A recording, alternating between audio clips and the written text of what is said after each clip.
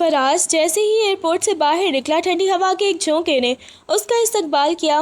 کئی سال لندن کی مصروف زندگی گزارنے کے بعد اپنے وطن کی مٹی کی خوشبو اسے ایک عجیب سا سکون دے رہی تھی۔ گھر پہنچتے ہی ماحول کسی جشن کا سماں پیش کر رہا تھا۔ صدر دروازے پر ہی پھولوں کی پتیوں سے اس کا شاندار استقبال کیا گیا اور خاندان کے ہر چھوٹے بڑے نے اسے پلکوں پر بٹھا لیا۔ چچا جان نے آگے بڑھ کر اسے گلے سے لگایا تو اس کی آنکھوں سے فخر کی چمک صاف دکھائی دے رہی تھی۔ ہر طرف کہکے اور مبارکبادیں تھیں، جیسے سب کو اس کے آنے کا ہی شدت سے انتظار تھا۔ ابھی استقبال کی گہما گہمی ختم بھی نہ ہوئی تھی کہ چچا جان نے سب کو مخاطب کرتے ہوئے ایک ایسا فیصلہ سنایا جس نے وہاں موجود ہر شخص کو حیرت زدہ کر دیا۔ انہوں نے فراز کے کندھے پر ہاتھ رکھ کر بڑے ہی مان اور پختہ لہجے میں اعلان کیا کہ وہ اپنی اکلوتی اور لاڈلی بیٹی خدیجہ کا نکاح اپنے بھتیجے فرحات سے کرنے کا فیصلہ کر چکے ہیں۔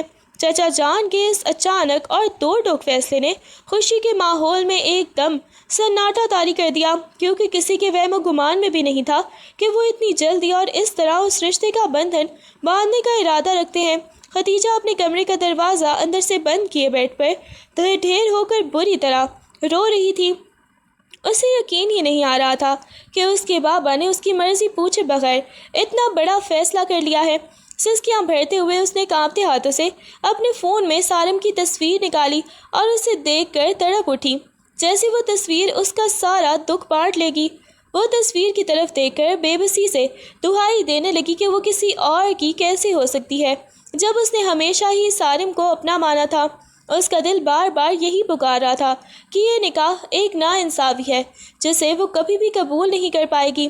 ہر طرف پھیلی خوشیوں اور مبارکبادوں کے شور میں خدیجہ کے احتجاج کی آواز دب کر رہ گئی اور بالآخر بھاری دل کے ساتھ اسے زبردستی نکاح کے بندھن میں باندھ ہی دیا گیا۔ نکاح خواہ کے الفاظ اس کے کانوں میں سیسے کی طرح اتر رہے تھے، مگر وہ ایک زندہ لاش کی مانند خاموش رہی، جبکہ رخصتی کا منظر انتہائی بوجھل اور اداس تھا۔ کسی روایتی دلہن کی طرح اس کی آنکھوں میں نئے خواب نہیں بلکہ ایک گہری خاموشی تھی۔ وہ بنا کچھ کہے، بنا کسی سے نظریں ملائے اپنے بابا کے گھر سے رخصت ہو کر فراز کے ساتھ ایک ایسے سفر پر روانہ ہو گئی جس کی منزل اسے دھندلی دکھائی دے رہی تھی۔ شادی کی پہلی رات جب کمرے کے بند دروازے کے پیچھے خاموشی چھائی ہوئی تھی، خدیجہ نے ضبط کے سارے بندھن توڑ دیے۔ جیسے ہی فراز اس کے قریب آنے کے لیے بڑھا، خدیجہ نے نفرت بھری نظروں سے اسے دیکھا اور تیکھے لہجے میں چیخ کر کہا کہ میں سارم سے محبت کرتی ہوں، مجھے آپ جیسے بوڑھے انکل سے شادی نہیں کرنی تھی۔ اس کی آواز میں چھپی حقارت اور آنکھوں سے بہتے آنسو فراز کے سامنے اس کی نفرت کا واضح اعلان کر رہے تھے۔ اس نے صاف کہہ دیا کہ 20 سال کی عمر کا یہ فرق وہ کبھی قبول نہیں کر سکتی، اور فراز اس کے لیے اس اجنبی انکل سے بڑھ کر کچھ نہیں جس نے زبردستی اس کی زندگی میں قدم رکھا ہے۔ فراز نے جب اس کی زبان سے خود کے لیے انکل کا لفظ سنا تو اس کی آنکھوں میں غصے کی لہر دوڑی اور اس نے ایک زوردار گھور کر خدیجہ کو دیکھا، جو اس کی شخصیت کے رعب کے سامنے چند لمحوں کے لیے سہم کر رہ گئی۔ فراز نے حقارت سے اس کے بھاری عروسی لباس اور روتے ہوئے چہرے کو دیکھا اور بیزاری بھرے لہجے میں کہا کہ جا کر یہ بھاری لباس بدلو، مجھے بھی تم میں کوئی انٹرسٹ نہیں ہے کہ تم یوں میرے سامنے تماشا لگائے بیٹھی ہو۔ اس کے لہجے کی سختی خدیجہ کے دل کو چیر گئی۔ فراز نے بڑی ہی بے رخی سے رخ موڑ لیا، جیسے اس کے نزدیک خدیجہ کی ان تمام تر باتوں اور آنسوں کی کوئی اہمیت ہی نہ ہو اور وہ اسے زبردستی کے رشتے میں خود بھی اتنا ہی تنگ ہو۔ اگلی صبح خدیجہ نے کچن میں قدم رکھتے ہی یہ ٹھان لیا تھا کہ وہ فراز کی زندگی اجیرن کر دے گی۔ اس نے انتہائی بد دلی اور جان بوجھ کر ناشتے کا حلیہ بگاڑ دیا، انڈوں میں ضرورت سے زیادہ نمک بھر دیا، پراٹھوں کو جگہ جگہ سے جلا کر کوئلہ بنا دیا اور چائے میں پتی اتنی زیادہ ڈال دی کہ وہ کڑوی زہر لگنے لگی۔ اس نے یہ سب بڑی ہی مہارت اور دیدہ دلیری سے کیا تھا تاکہ فراز پہلا لقمہ لیتے ہی تل ملا اٹھے اور اسے باورچی خانے سے نکال دے۔ وہ چاہتی تھی کہ فراز اس کی بدتمیزی اور نااہلی سے تنگ آ کر جلد از جلد اس سے پیچھے چھڑانے کا سوچنے لگے۔ فراز جب میز پر آیا تو جلے ہوئے پراٹھوں اور بد ذائقہ سالن کو دیکھ کر ایک لمحے کے لیے رکا، مگر اس کے چہرے پر غصے کے بجائے ایک عجیب سی سکون بھری مسکراہٹ آ گئی۔ اس نے نہایت اطمینان سے پہلا لقمہ لیا اور بغیر کوئی ناگواری ظاہر کیے خاموشی سے وہ خراب ناشتہ کھانا شروع کر دیا، جیسے اسے کسی ذائقے کی پرواہ ہی نہ ہو۔ خدیجہ تو دور کھڑی اس کے دل ملانے اور چیخنے کا انتظار کر رہی تھی. اسی پرسکون دیکھ کر ششدر رہ گئی. اسے یقین ہی نہیں آ رہا تھا کہ کوئی اتنا بدذائقہ کھانا اتنے تحمل سے کیسے کھا سکتا ہے، اور فراز کا یہی سکون اس کی ساری منصوبہ بندی پر پانی پھیر رہا تھا. خدیجہ نے ہمت جمع کر کے کانپتے ہاتھوں سے سارم کا نمبر ڈائل کیا، اس امید کے ساتھ کہ شاید وہ اسے اس مشکل سے نکالے گا. مگر جیسے ہی سارم نے فون اٹھایا، اس کے لہجے کی بے رخی نے خدیجہ کے دل پر چھریاں کرنی شروع کر دی تھیں. اس نے بڑی ہی اپنائیت سے بات شروع کرنی چاہی، لیکن سارم نے اسے بیچ میں ہی ٹوکتے ہوئے نہایت ہی سرسری انداز میں کہا کہ یہ دیکھو خدیجہ، اب تمہاری شادی ہو چکی ہے اور تم میری کزن ہو، اس لیے بہتر ہے کہ بار بار فون کر کے مجھے اور خود کو مشکل میں نہ ڈالو. اس کا یوں اسے محض ایک کزن کہہ کر ٹال دینا خدیجہ کے لیے کسی قیامت سے کم نہ تھا. اسے لگ رہا تھا جیسے اس کی محبت کا آخری سہارا بھی ریت کی دیوار ثابت ہوا ہے. فراز گھر میں بنے جم میں اپنی روزانہ کی ورزش میں مصروف تھا، جہاں اس کے مضبوط بازو اور چٹانی بدن کی ساخت اس کی سخت محنت اور بہترین فٹنس کی گواہی دے رہی تھی. وہ پوری توجہ سے ویٹس اٹھا رہا تھا اور اس کے ماتھے پر چمکتے پسینے کے قطرے اس کی مردانہ وجاہت میں مزید اضافہ کر رہے تھے. خدیجہ تو اتفاقاً ہی وہاں سے گزر رہی تھی. دروازے کی اور سے اسے یوں ورزش کرتے دیکھ کر وہیں تھم سی گئی اور مسحور کن نظروں سے اسے چھپ کر دیکھنے لگی.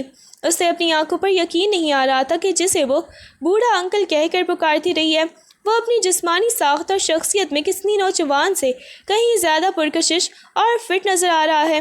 خدیجہ نے جب فراز کو دیکھا تو اسے اپنی وہ گھٹن یاد آئی جو اسے اس رشتے میں محسوس ہو رہی تھی. اس نے تیکھے لہجے میں بولنا شروع کیا کہ اور بڑے دو ٹوک انداز میں اسے جتایا کہ اس نے کبھی ایسے جیون ساتھی کا خواب نہیں دیکھا تھا. اس نے حقارت سے فراز کی طرف دیکھتے ہوئے کہا کہ وہ اپنی زندگی ایک ایسے انسان کے ساتھ گزارنا نہیں چاہتی جو اس کا ہم عمر ہو، جس کے جذبات اس جیسے ہوں اور جو اس سے 20 سال چھوٹا یعنی اس کی اپنی عمر کے قریب ہو، نہ کہ کوئی ایسا جو اس کے بعد کی عمر کا لگے.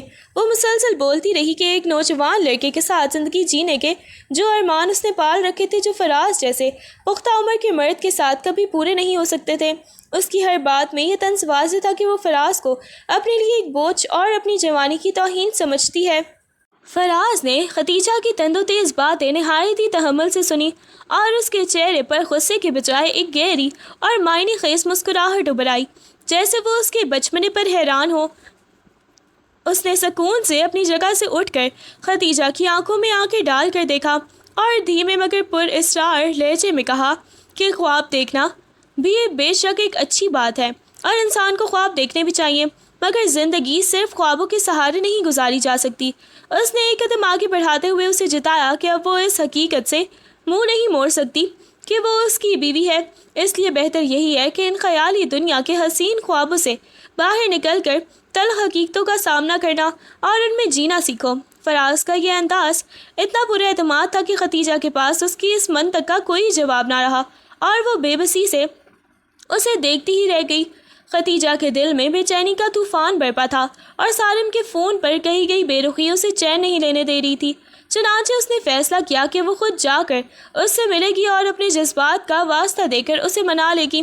اس نے فراز کو بتانا تو دور کی بات کسی کو خبر تک نہ ہونے دی اور بڑی ہی رازداری سے اپنی چادر اوڑھ کر گھر کے پچھلے دروازے سے نکل گئی تاکہ کوئی اسے روک بھی نہ سکے. اسے بخوبی علم تھا کہ بغیر بتائے یوں گھر سے نکلنا ایک بڑی غلطی ہے اور اگر فراز کو علم ہو گیا تو وہ اسے کبھی بھی معاف نہیں کرے گا. مگر سارم کو پانے کی جنونی خواہش نے اس کے سوچنے سمجھنے کی صلاحیت ہی چھین لی تھی اور وہ تیز قدموں سے اس راستے پر چل پڑی جہاں اسے اپنی محبت کے ملنے کی موہوم سی امید نظر آ رہی تھی.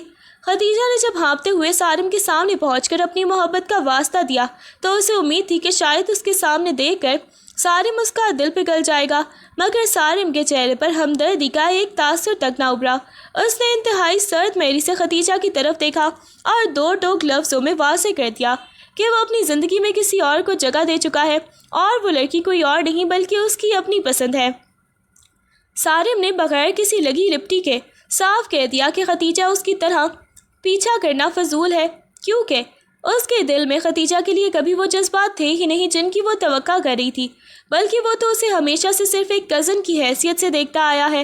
سارم کے اس دو ٹوک سچائی نے خدیجہ کے پیروں تلے سے زمین ہی نکال دی اور اسے اپنی محبت کا وہ محل ریزہ ریزہ ہوتا محسوس ہوا جو اس نے برسوں سے اپنے خیالوں میں تعمیر کر رکھا تھا۔ خدیجہ بکھرے ہوئے خوابوں اور ٹوٹے ہوئے مان کے ساتھ جب گھر پہنچی تو اس کے قدموں میں اتنی سکت بھی نہیں تھی کہ وہ اپنا بوجھ اٹھا سکے۔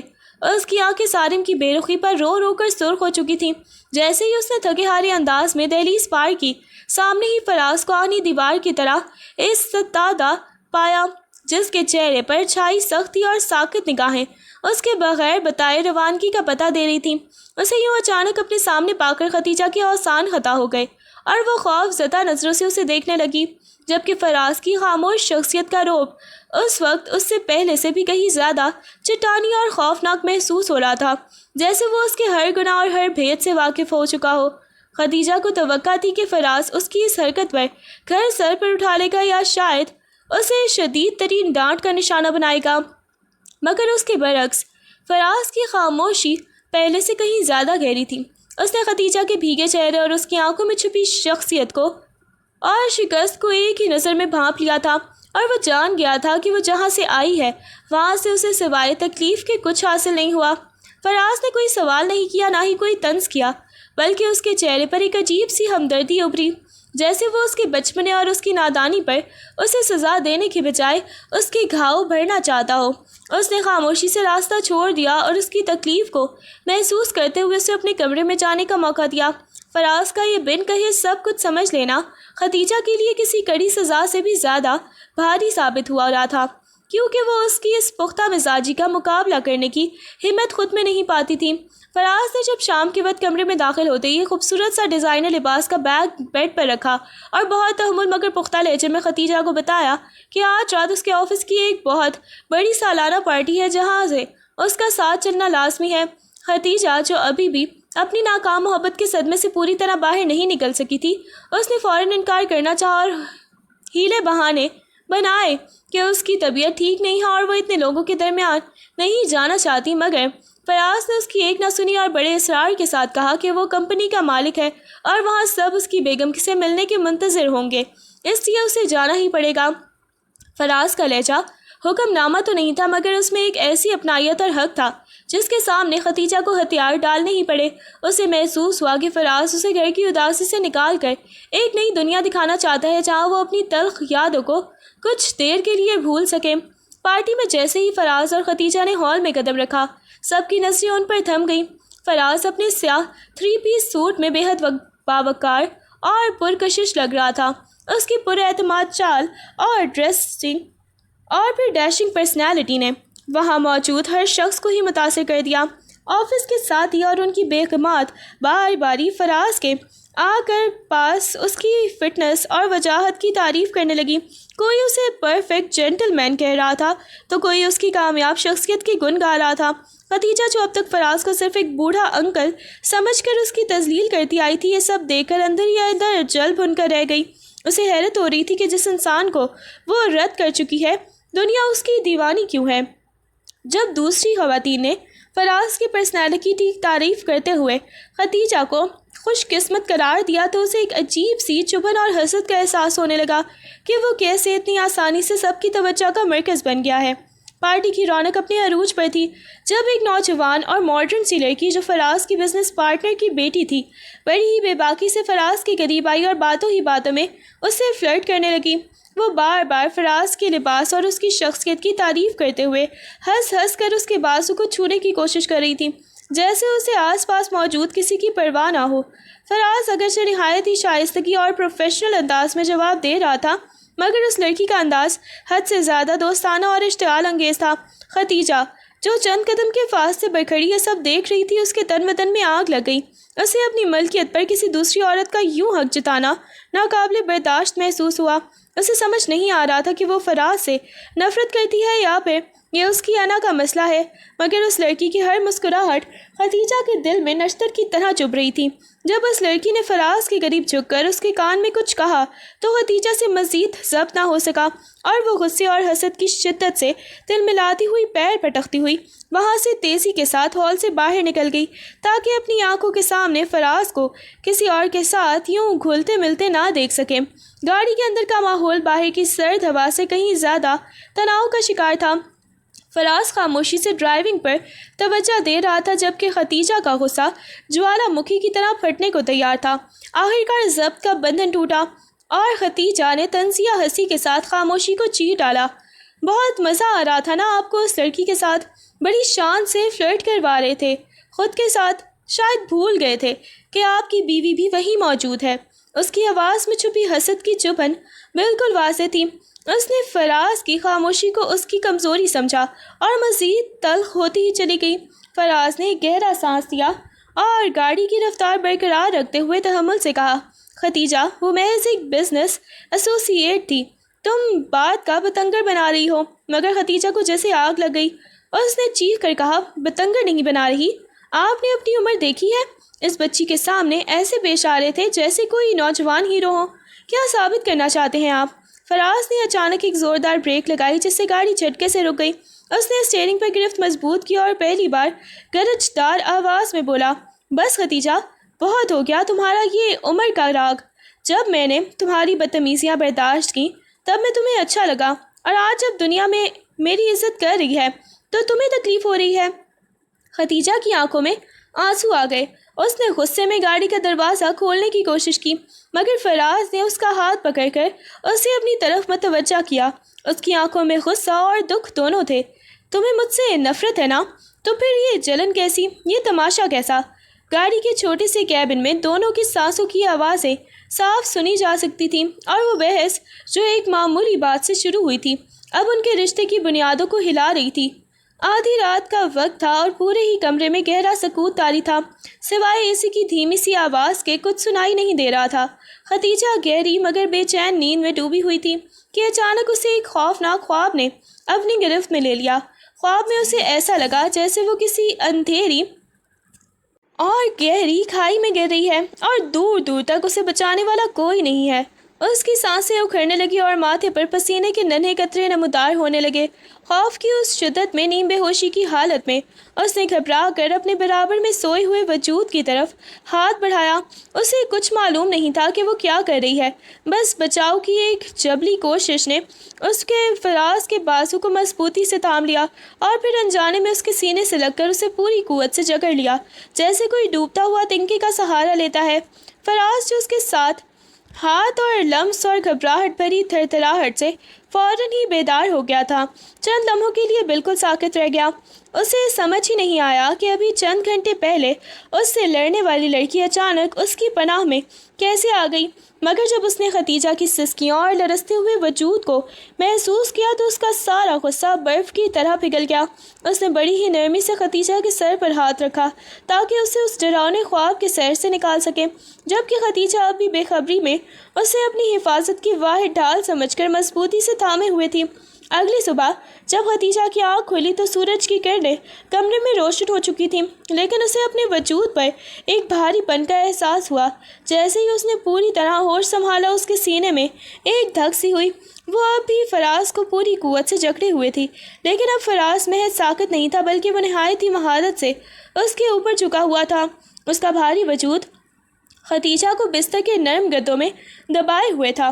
ختیجہ نے ہڑبڑا کر اسے پیچھے دھکیلنا چاہا مگر فراز نے اس کے دونوں ہاتھ بڑی ہی مضبوطی سے اس کے سر کے دونوں طرف بیڈ سے ٹکا دیے، جس سے ختیجہ کے لیے ہلنا بھی ناممکن ہو گیا۔ اس کے چہرے پر غصے کے بجائے ایک شوخ اور شرارت بھری مسکراہٹ تھی جو ختیجہ کے دل کی دھڑکنیں تیز کر رہی تھی۔ چھوڑے مجھے، یہ کیا بدتمیزی ہے؟ ختیجہ نے گھبرا کر نظریں چراتے ہوئے کہا۔ اس کا چہرہ شرم اور غصے سے تمتما اٹھا تھا۔ فراز نے اپنا چہرہ اس کے کان کے قریب جھکایا۔ اس کی گرم سانسیں ختیجہ کی گردن پر محسوس ہو رہی تھی۔ اس نے دھیمے اور گہرے لہجے میں سرگوشی کی، رات بھر تو تم مجھے کسی قیمتی اثاثے کی طرح جکڑے ہوئے تھی، جیسے میں کہیں بھاگ جاؤں گا، اور اب جب میں اپنا حق لینے لگا ہوں تو تمہیں یہ بدتمیزی لگ رہی ہے۔ ختیجہ کی زبان گنگ ہو گئی۔ اسے رات کا وہ ڈراؤنا خواب اور اپنی وہ دیوانہ وار گرفت یاد آ گئی جس کا ذکر فراز اب اتنے شرارتی انداز میں کر رہا تھا۔ وہ تو میں نے خواب میں انجانے میں اس نے منمنانا شروع کر دیا تھا اور صفائی دینی چاہی، انجانے میں ہو یا پھر جان بوجھ کر۔ فراز نے اس کی آنکھوں میں گہرائی سے دیکھتے ہوئے اس کی بات کاٹی۔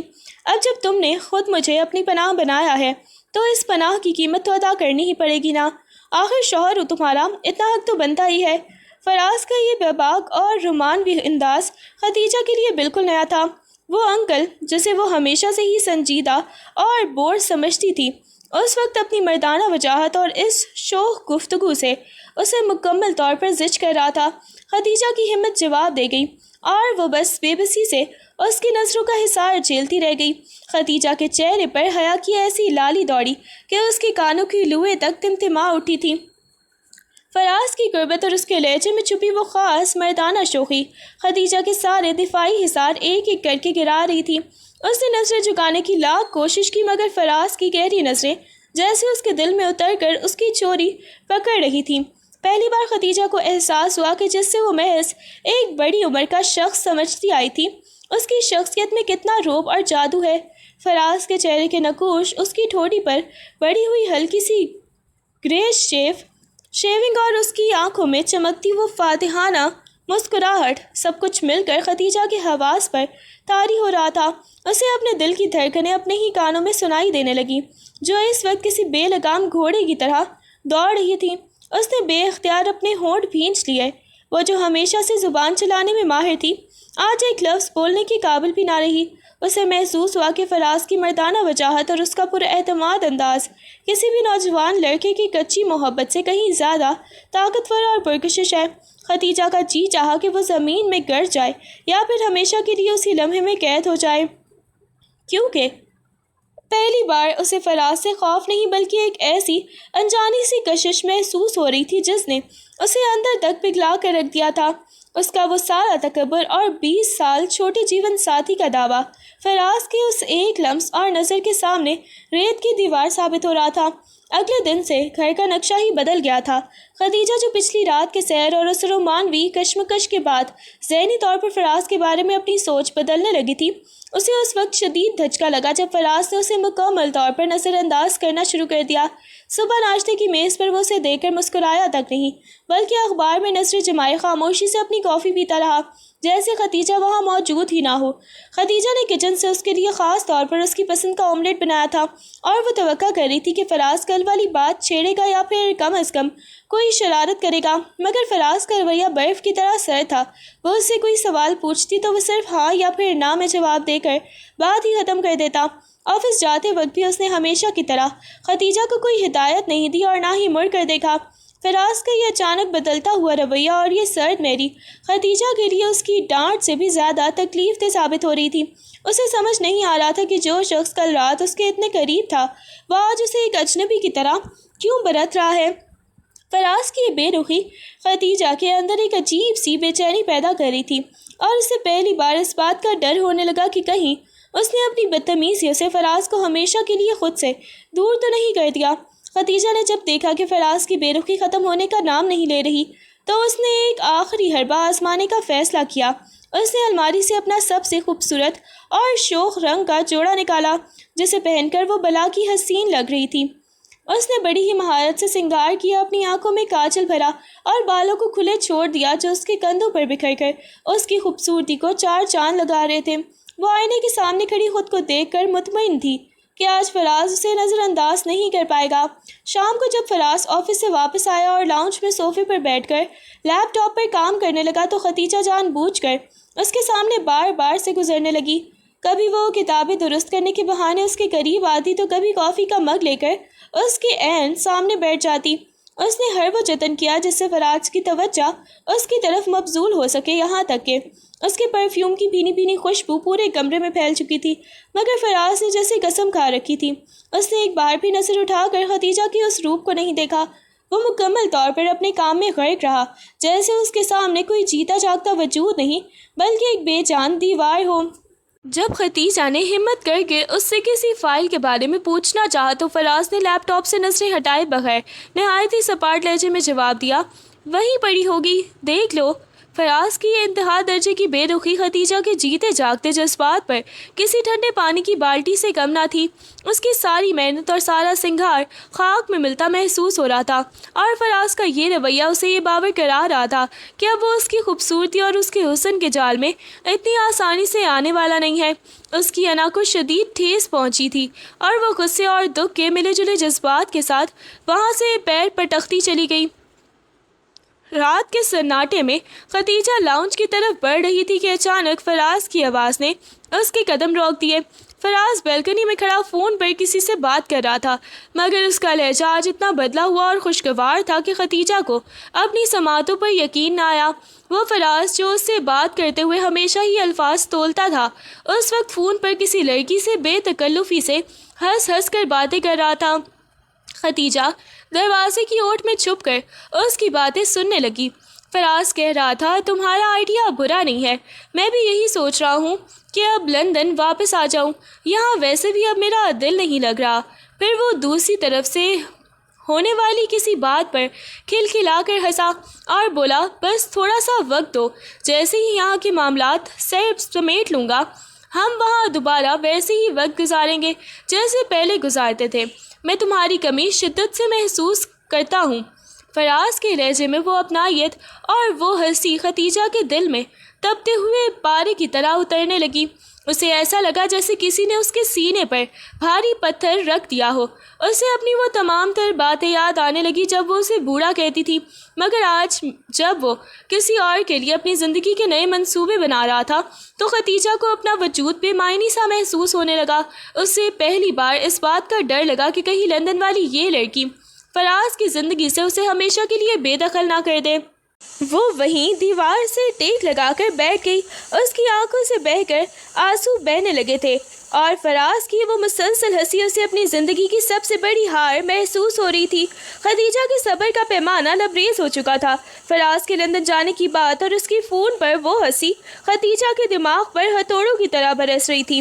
وہ غصے، حسد اور خوف کی ماری دیوانی وار کمرے میں داخل ہوئی اور میز پر پڑے ہوئے گلدان کو پوری قوت سے فرش پر دے مارا۔ شیشے کے ریزے پورے کمرے میں بکھر گئے، مگر اس کا غصہ ابھی ٹھنڈا نہیں ہوا تھا۔ اس نے بیڈ پر پڑے تکیے ادھر ادھر پھینکے اور ڈریسنگ ٹیبل پر رکھی عطر کی بوتلیں گرا دیں۔ فراز شور سن کر فوراً کمرے میں داخل ہوا اور خدیجہ کی یہ حالت دیکھ کر ساکت رہ گیا۔ خدیجہ کی آنکھوں سے شعلے لپک رہے تھے اور چہرہ آنسو سے بھیگا ہوا تھا۔ اس نے فراز کے قریب جا کر اس کا کالر دونوں ہاتھوں میں جکڑ لیا اور پاگلوں کی طرح اسے جھنجھوڑتے ہوئے چیخ کر کہا، آپ کہیں نہیں جا رہے، آپ کو سمجھ کیوں نہیں آتی؟ آپ مجھے طلاق نہیں دے سکتے؟ آپ مجھے اس طرح کسی اور کے لیے نہیں چھوڑ سکتے؟ اس کی آواز میں ایک عجیب سی درندگی اور بے بسی تھی، جیسے وہ اپنی سب سے قیمتی چیز چھن جانے کے خوف میں مبتلا ہو۔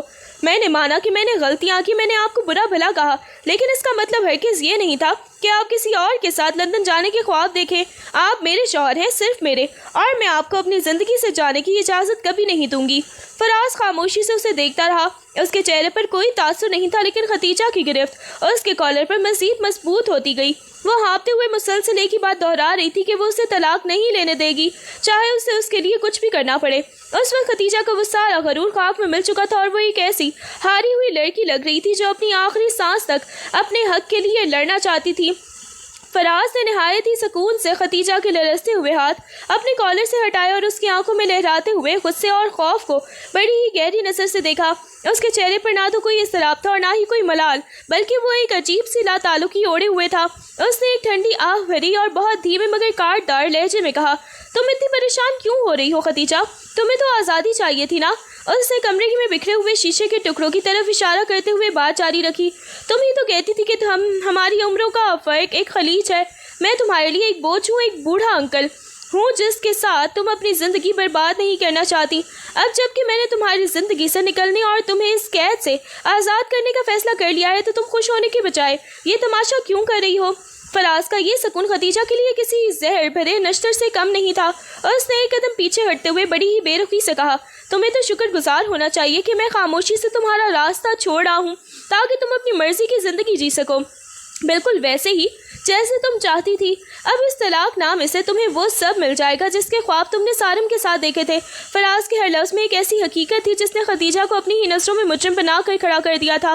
اعصاب شکن لڑائی اور فراز کی سرد میری خدیجہ برداشت نہ کر سکی اور اسی رات اسے غم اور پچھتاوے کی شدت سے تیز بخار نے حال لیا۔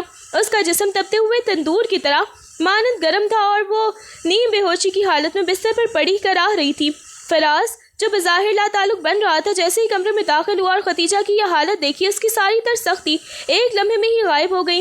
اس نے فوراً پانی کا پیالہ منگوایا اور خدیجہ کے سرہانے بیٹھ گیا۔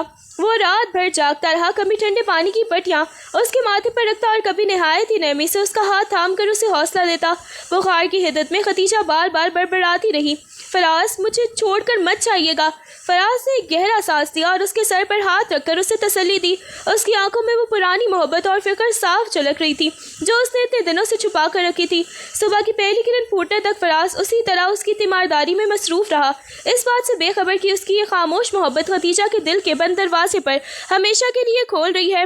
خدیجہ بخار کی تپش میں بری طرح جھلس رہی تھی اور اس کا سانس اکھڑ رہا تھا اور وہ بے خیالی میں اپنا سر ادھر ادھر پٹک رہی تھی۔ اس نیم بے ہوشی کے عالم میں بھی اسے صرف ایک ہی ڈر ستا رہا تھا کہ کہیں آنکھ کھلے تو فراز اسے تنہا چھوڑ کر جا چکا ہو۔ جیسے ہی فراز نے پٹی بدلنے کے لیے اپنا ہاتھ اس کے ماتھے سے ہٹانا چاہا، خدیجہ نے ایک دم تڑپ کر اس کا ہاتھ اپنے دونوں ہاتھوں کی گرفت میں لے لیا۔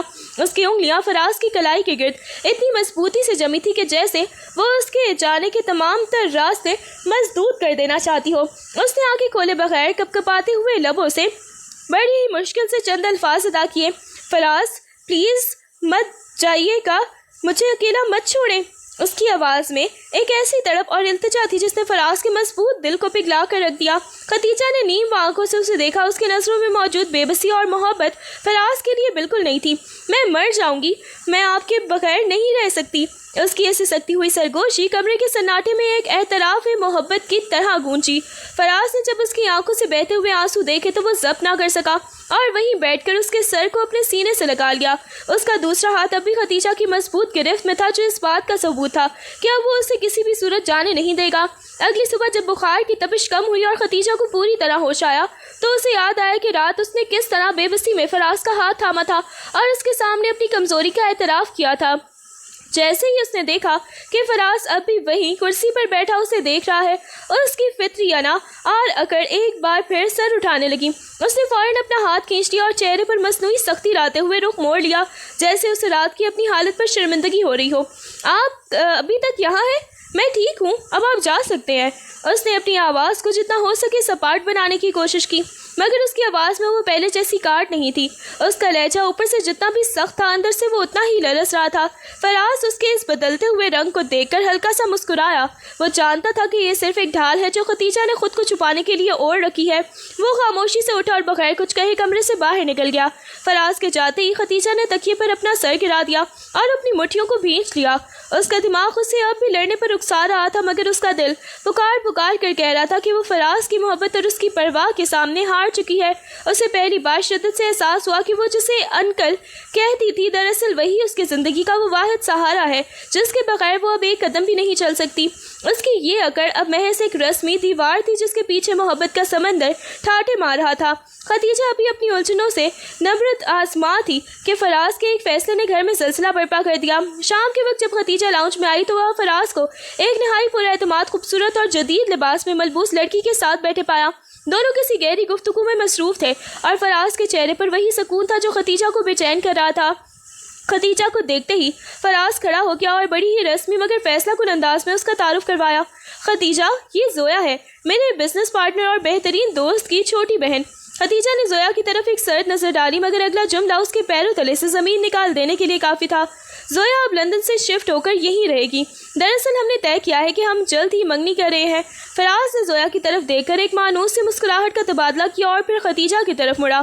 زویا کو اردو ادب سے بہت لگاؤ ہے، مجھے لگا تم دونوں کی خوب جمے گی۔ آخر تم بھی تو اردو کی طالبہ ہو نا؟ خدیجہ کے کانوں میں جیسے سائیں سائیں ہونے لگی۔ زویا نے بڑی ہی اپنائیت سے خدیجہ کی طرف ہاتھ بڑھایا۔ ہیلو خدیجہ، فراز تمہارے بارے میں بہت بتاتے ہیں، سچ میں تم بہت پیاری ہو۔ مگر خدیجہ کو وہ ہاتھ کسی دہکتے ہوئے انگارے کی طرح محسوس ہوا۔ اسے اپنی آنکھوں کے سامنے اپنی سلطنت چھنتی ہوئی دکھائی دے رہی تھی۔ وہ جسے اپنا حق سمجھ رہی تھی اب وہاں کوئی اور اپنا مقام بنا رہا تھا۔ خدیجہ کا چہرہ سفید پڑ گیا۔ اسے فراز کا یہ انداز ایک بدلے کی طرح محسوس ہوا، مگر اس بار وہ چیخ بھی نہیں سکتی تھی کیونکہ فراز نے اسے وہی آزادی دی تھی جس کی اس نے تمنا کی تھی۔ وہ بغیر کچھ کہے لرزتے قدموں کے ساتھ واپس اپنے کمرے کی طرف بھاگ گئی، جبکہ پیچھے سے اسے زویا اور فراز کے کہکوں کی آواز आवाज़ सुनाई दे रही थी जो उसके दिल को छन्नी कर रही थी। किचन की दीवारों ने खदीजा के गुस्से और बेबसी का वो रूप देखा जो अब तक छुपा हुआ था। जोया और फराज के मंगने की खबर उसके दिमाग में किसी हथौड़ों की तरह बज रही थी। उसने सिंक में पड़े बर्तनों को इतनी जोर से पटका कि स्टील के टकराने की आवाज़ पूरे किचन में गूंजी। एक कांच का गिलास किसी के हाथ से छूटकर फर्श पर गिरा और किरची किरची हो गया, बिल्कुल वैसे ही जैसे खदीजा का मान टूट रहा था। इतनी जल्दी, इतनी आसानी से मुतबादिल ढूंढ लिया आपने? वो बड़बड़ाते हुए शेल्फ पर रखी प्लेटें इधर उधर करने लगी। उसे जोया का वो हंसता हुआ चेहरा और फराज के उसके लिए वो नरम गुफ्तगू याद आ रही थी जो कभी सिर्फ खदीजा का हक हुआ करती थी। हसद की आग उसके पूरे वजूद को झुलसा रही थी।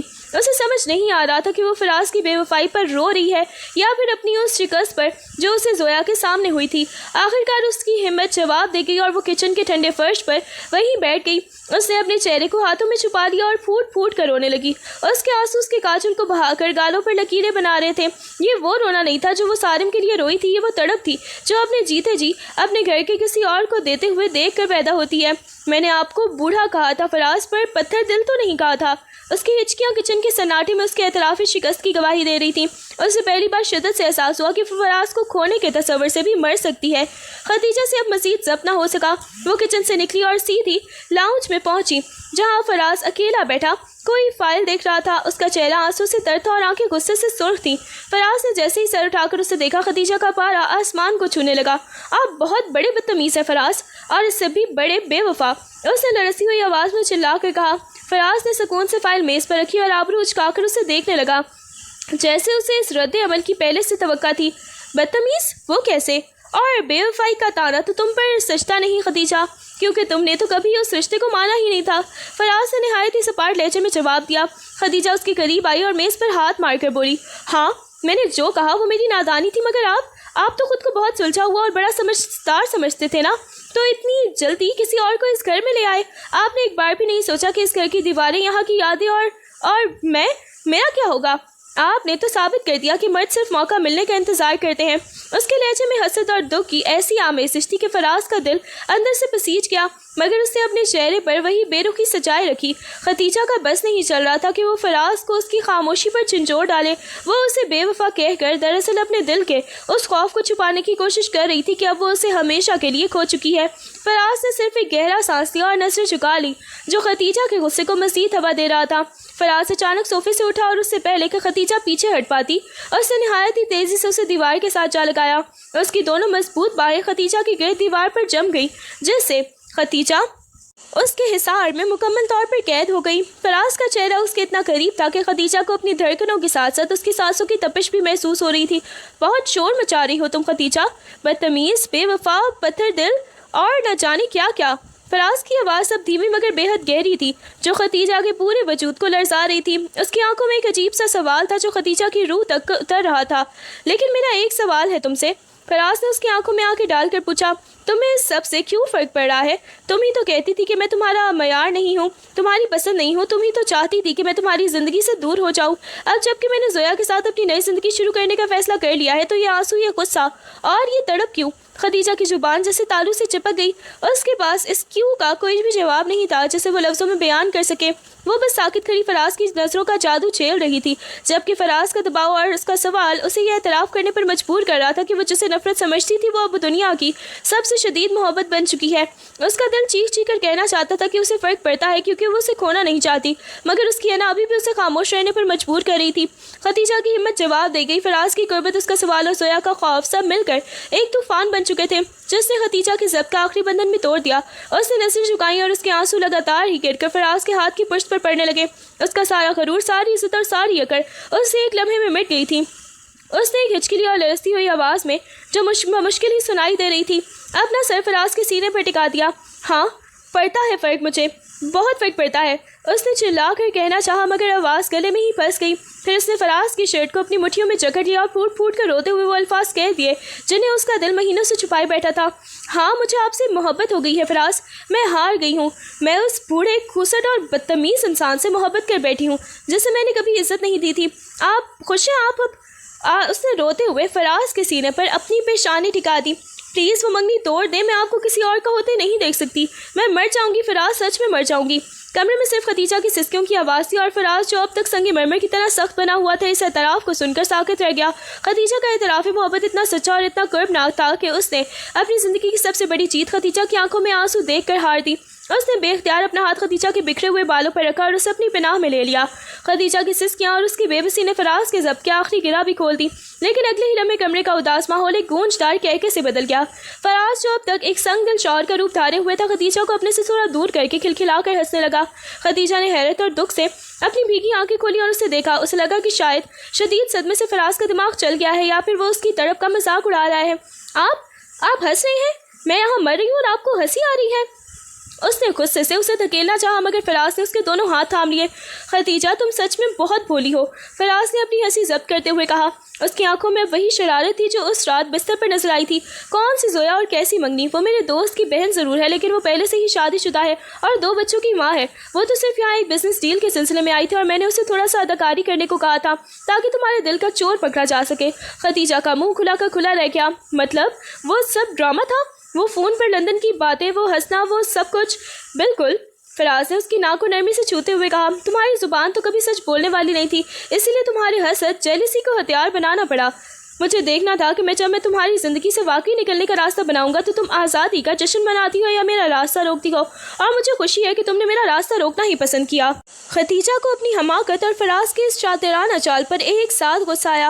आप बहुत बुरे हैं फराज, आपने मुझे इतना रुलाया। उसने दोबारा उसके सीने पर अपनी मुट्ठियाँ मारना शुरू कर दी, मगर इस बार उन चोटों में गुस्सा कम और वालिहाना मोहब्बत ज़्यादा थी।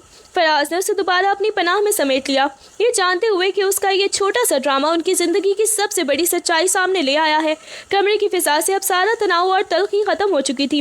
खदीजा जो कुछ देर पहले तक आंसू और हसद की आग में जल रही थी, अब फराज के सीने से लगी खुद को दुनिया की सबसे महफूज पनाहगाह में महसूस कर रही थी। फराज ने बहुत ही नरमी से उसका चेहरा अपने दोनों हाथों के प्याले में भरा और अंगूठे से उसके गालों पर जमे हुए आंसू के निशान साफ किए। अब भी मुझे अंकल ही कहोगी? फराज ने उसकी आंखों में झांकते हुए दबी दबी शरारत से पूछा। खदीजा ने शर्माकर अपनी नज़र झुका ली और उसकी शर्ट के बट्टों से खेलने लगी। आप बहुत चालाक हैं, मैंने सोचा भी नहीं था कि आप इतने बड़े अदाकार निकलेंगे, उसने धीरे से कहा। उसके लहजे में अब वो पहले जैसी काट नहीं बल्कि एक मीठी सी शिकायत थी। फराज ने उसे मजीद अपने करीब कर लिया, यहाँ तक कि उनकी सांसें एक दूसरे में जम होने लगी। तुम्हारी इस अकड़ को तोड़ने के लिए मुझे ये सब करना पड़ा। मैं तुम्हें खोना नहीं चाहता था खदीजा, लेकिन मैं ये भी नहीं चाहता था कि तुम इस रिश्ते को एक बोझ समझ कर निभाओ। मैं चाहता था कि तुम मुझे एक पसंद से अपने दिल से कबूल करो। खदीजा ने सर उठाकर फराज को देखा। इस वक्त उसे फराज की उम्र, उसका रूप और उसकी संजीदगी बोझ नहीं बल्कि एक वक़ार लग रही थी। उसे एहसास हुआ कि मोहब्बत उम्र के फ़र्क की मोहताज नहीं होती, बल्कि यह तो उस एहसास का नाम है जो इंसान को मुकम्मल कर दे। मुझे माफ़ कर दे फराज, मैंने आपका दिल बहुत दुखाया है। उसने पहली बार सद के दिल से एतराफ़ किया। फराज ने उसकी पेशानी पर मोहब्बत से लब रख दिए। तुम्हारे इस एतराफ़ मोहब्बत ने मेरे पिछले तमाम तर ज़ख्म भर दिए हैं। अब न कोई लंदन जाएगा और ना ही कोई जोया हमारे दरमियान आएगी। कमरे की मध्यम रोशनी में वो दोनों एक दूसरे के वजूद में गुम थे, जहाँ अब ना कोई गलत फहमी थी और ना ही कोई शिकायत, सिर्फ एक दूसरे का साथ था और आने वाली ज़िंदगी के वो खूबसूरत ख्वाब जो अब वो दोनों मिलकर देखने वाले थे। फराज के बासों के हिसार में खदीजा को अपनी ज़िंदगी की हर खुशी सिमटी हुई महसूस हो रही थी। शाम का मंजर है बेहद सुहाना था। जब फराज कमरे में दाखिल हुआ, उसके हाथ में एक सफ़ेद रंग का लिफाफा था। खदीजा जो अब तक अपनी पिछली धमाकतों पर शर्मा रही थी, उसे देखकर मुस्कुराई। फराज ने खामोशी से वो लिफाफा उसकी तरफ बढ़ा दिया। ये क्या है? खदीजा ने हैरत से पूछा और लिफाफा खोला तो उसकी आंखें पटी की पटी रह गई। उसमें लंदन के 2 रिटर्न टिकट्स थे। खदीजा का रंग एक लम्हे में उड़ गया। उसका पुराना खौफ फिर से सर उठाने लगा। लंदन? तो क्या वो सब ड्रामा नहीं था? क्या आप वाकई मुझे छोड़कर जा रहे हैं? उसकी आवाज़ में वही कपकपाहट दोबारा लौट आई। फराज ने उसकी घबराहट देखकर उसका हाथ थामा और उसे अपने करीब सोफे पर बिठाया। पूरी बात तो सुन लिया करो मेरी जज्बाती बेगम। मैंने कहा था जोया वाला किस्सा ड्रामा था, मगर ये नहीं कहा था कि मेरा बिजनेस ट्रिप छूट है। उसने टिकट्स की तरफ इशारा करते हुए बड़ी मोहब्बत से कहा। गौर से देखो, इस पर सिर्फ मेरा नाम नहीं है, तुम्हारा नाम भी लिखा है। खदीजा ने दोबारा टिकट्स देखा और इस बार उसके चेहरे पर एक फातिहाना चमक आ गई। मतलब आप मुझे साथ लेकर जा रहे हैं? जाहिर है, फराज ने उसकी आंखों में गहराई से देखते हुए कहा। अब मैं अपनी ज़िंदगी की सबसे बड़ी दुश्मन को अकेला यहाँ थोड़ी छोड़ूंगा कि वो पीछे से मेरे घर की चीज़ें तोड़ती फिरे।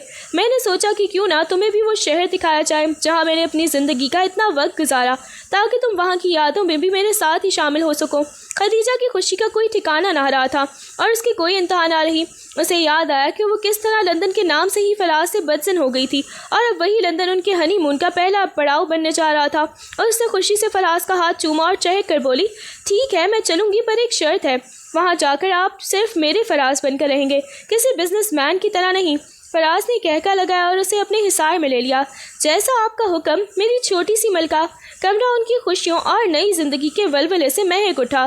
خدیجہ کا فراز کے شانے پر سر رکھ کر اسے اپنا پرفیکٹ شوہر تسلیم کرنا